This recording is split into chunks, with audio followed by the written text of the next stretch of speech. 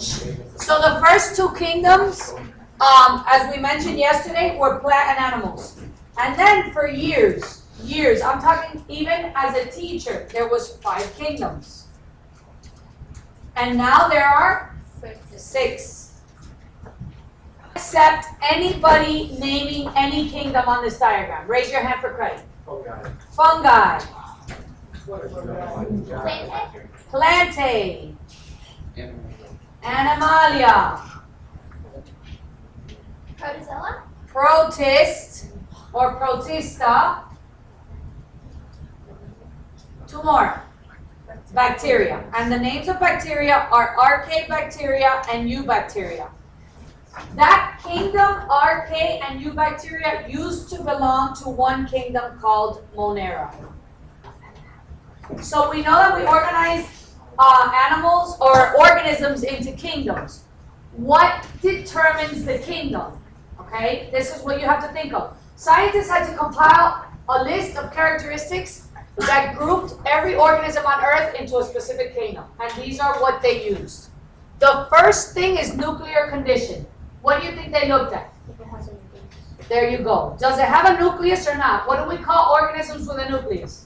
Eukaryotes. And organisms without a nucleus, prokaryotes. All right, cell condition. So now we group them. Has a nucleus, falls into this kingdom, doesn't, falls into this one. Then we look at their cell condition. What do you think I mean by that?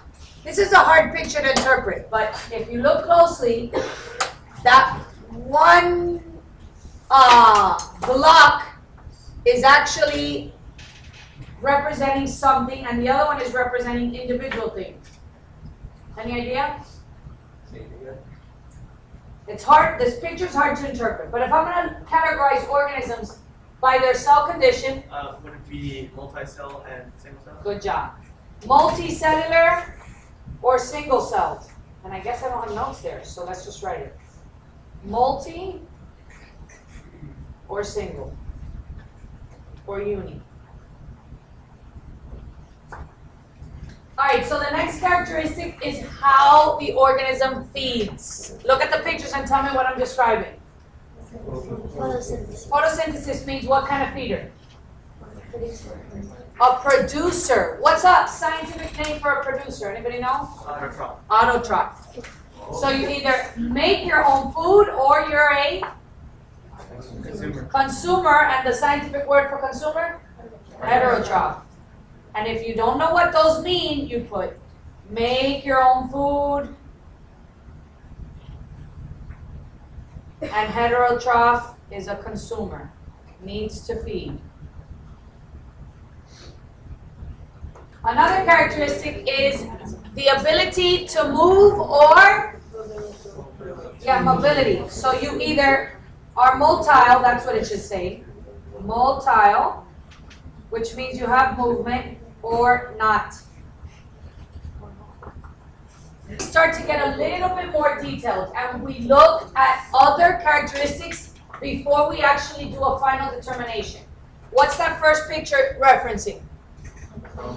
Good. We're going to look at their chromosome structure. What's the second picture showing? Reproduction. How do they reproduce? Are they asexual or sexual? Or both. Then what? Genetic makeup? What's better than genetic makeup? Look at that picture carefully. What am I referencing? Chemical makeup. Good. Biochemicals. And then these we just covered. What are they? Embryology. Skeletal bones. Reference what? You're right. It's anatomy of an organism. We look at their anatomy to compare what structures? Which is homologous. All right, Dichotus Key. I know the word is hard to say, and I'm not going to try to test you on what the name is. It is a tool that scientists design in order to help group the organism, okay? So, like we're going to ask, in terms of placing kingdoms, our dichotomous key would say, has a nucleus? Does not. The second part of the key would say, multicellular, single cellular, okay? And you go plotting. Well, obviously, in order to understand dichotomous key production, since we already classified all organisms, here's an example of one. So we're going to look at organism C. Does organism C have 2 feet? Yes. What do I do? Go to 2. Does it look like a human? Yes. Where do I go? 4. Fly-like. No. Not fly-like. 8. We move over here. Where's 8? Oh, has webbed feet? Clawed feet? No. So we did something wrong, obviously. You're supposed to 5. Oh, we're supposed to go to 5. My bad. 5. Seems to be a girl. How do we know? Not a girl. 9. 9. Curly hair and no toes.